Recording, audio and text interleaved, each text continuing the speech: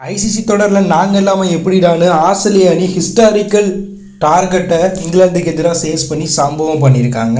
Australia versus England இவங்க ரெண்டு பேருக்கும் இடையான 4வது ஐசிசி சாம்பியன் டிராஃபி மேட்ச் நேற்று நடந்து முடிஞ்சிருக்கு.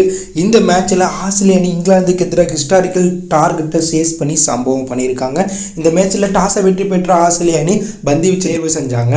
ஸோ ஆஸ்திரேலிய அணி தேசிய கீதத்தை மைதானத்தில் போடாமல் இந்திய தேசிய கீதத்தை ஆஸ்திரேலிய தேசிய கீதம்னு சொல்லி மைதானத்தில் ஒளிபரப்பு பண்ணாங்க. இது சர்ச்சைக்குரிய விஷயமா பார்க்கப்பட்டது. மேலும் ஆஸ்திரேலிய அணி கடைசியாக நடந்த ஐசிசி சாம்பியன் டிராஃபி தொடர்களில் 2 முறை தோற்றுருக்காங்க முதல் மேட்ச்சில்.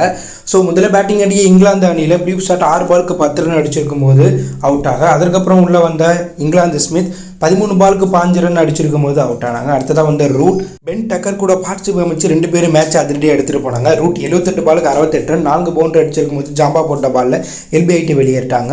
ஹரி புரூக் 6 பாலுக்கு 3 ரனில் வெளியேற, ஜாஸ் பட்லர் 21 பாலுக்கு 23 ரன் அடிச்சு அவுட் ஆனாங்க. அதிரடியாக விளாண்ட பென் டக்கர் இந்த மேட்ச்சில் 100 ரன் அடித்தது மட்டும் இல்லாமல் 150 ரன் அடித்து ஐசிசி சாம்பியன் டிராஃபி தொடர்களில் அதிக ரன் அடித்த வீரர் அப்படிங்கிற சாதனையை படித்தார். இந்த மேட்ச்சில் பென் டக்கர் 143 பாலுக்கு 165 ரன் 17 பவுண்டரி 3 6 115 கிட்ட சேக்கெட் வச்சு அவுட் ஆனார்.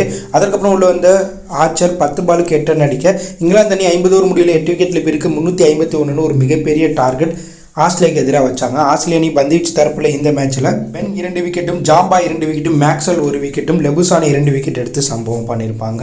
பின்னர் களமிறங்கிய ஆஸ்திரேலிய அணி 50 ஓவருக்கு 352 ஒரு ஹிஸ்டாரிக்கல் டார்கெட்டை நோக்கி களமிறங்கினாங்க. அந்த அணியுடைய தொடக்கம் கொஞ்சம் மோசமாக இருந்துச்சு. டெவிஸ் கட் 5 பாலுக்கு 6 ரன் அடிச்சிருக்கும் போது ஜோப்ரா ஆர்ச்சர் போட்ட பாலில் ஜோப்ரா ஆர்ச்சர்கிட்ட கேட்ச் கொடுத்துட்டு வெளியேற, ஸ்மித் 6 பாலுக்கு 5 ரன் அடிச்சிருக்கும் போது மார்க்குட் போட்ட பாலில் பென் டக்கர்கிட்ட கேட்ச் கொடுத்துட்டு வெளியேறினாங்க. பின்னர் லெபுசானே மேத்யூ சாட் கூட பார்ட்டிசிபேட் வச்சு 2 பேரும் மாற்றிட்டே விளாண்டாங்க. இதில் லெபுசானே 45 பாலுக்கு 47 ரன் அடிச்சிருக்கும் போது ஆடில் ரஷீத் போட்ட பாலில் பட்லர்கிட்ட கேட்ச் கொடுத்துட்டு வெளியேறினாங்க. மேத்யூ சாட் 66 பாலுக்கு 63 ரன் அடிச்சிருக்கும் போது லிவிங்ஸ்டன் போட்ட பாலில் லிவிங்ஸ்டன்கிட்ட கேட்ச் கொடுத்துட்டு வெளியேற, பின்னர் உள்ள வந்த அலெக்ஸ் கேரி, ஜாஸ் இங்கிலீஷ் போட்டி அதிரடியாக விளாண்டு சம்பவம் பண்ணிட்டாங்க. இதில் ஜாஸ் இங்கிலீஷ் இந்த மேட்ச்சில் அதிவேக அரை சதம் அடித்து இங்கிலாந்து அணி தோற்க முக்கிய காரணமாக அமைஞ்சிட்டாரு. அவர் முன்னாள் இங்கிலாந்து வீரர். ஜாஸ் இங்கிலீஷ் பிறந்ததே இங்கிலாந்தில் தான், ஆனால் இப்போ ஆஸ்திரேலிய அணிக்காக விளாண்டுட்டு இருக்கார். ஸோ அவரே இந்த மேட்ச்சில் இங்கிலாந்து தோற்க முக்கிய காரணமாக அமைஞ்சிட்டார். ஏன்னா அவர் நாட் அவுட் பேட்ஸ்மேனாக 86 பாலுக்கு 120 ரன் 8 பவுண்டரி 6 6 140 கிட்ட சேக்கெட் வச்சு கிரீஸில் இருந்தார். அலெக்ஸ் கேரி 63 பாலுக்கு 69 ரன் அடிச்சு அவுட் ஆக, கடைசியாக வந்த மேக்ஸ்வெல் இந்த மேட்ச்சில் 15 பாலுக்கு 32 ரன் அடித்து கேமியோனேக் விளாண்டு கடைசி ஒவ்வொரு வரையும் போட்டு எடுத்துகிட்டு போகாமல் ஈஸியாக ஆஸ்திரேலிய அணி ஜெயிக்க முக்கிய காரணமாக அமைஞ்சிட்டார். ஸோ ஆஸ்திரேலிய அணி 47.3 ஓவர் முடியல 5 விக்கெட்டில் போயிருக்கு 365 ரன் அடித்து வேர்ல்டு கப் மற்றும் ஐசிசி சாம்பியன் டிராஃபி தொடர்களிலேயே அதிக ரன்னை சேஸ் பண்ணானே அப்படிங்கிற சாதனையை இந்த போட்டியில் ஆஸ்திரேலியா படித்து கம்பேக் ஆகியிருக்காங்க. ஏன்னா இதற்கு முன்பு நடந்த ஆஸ்திரேலியா விசஸ் ஸ்ரீலங்கா தொடரில் ஸ்ரீலங்கா மல்ல ஆஸ்திரேலிய அணி ஒயிட் வாஷ் ஆனாங்க.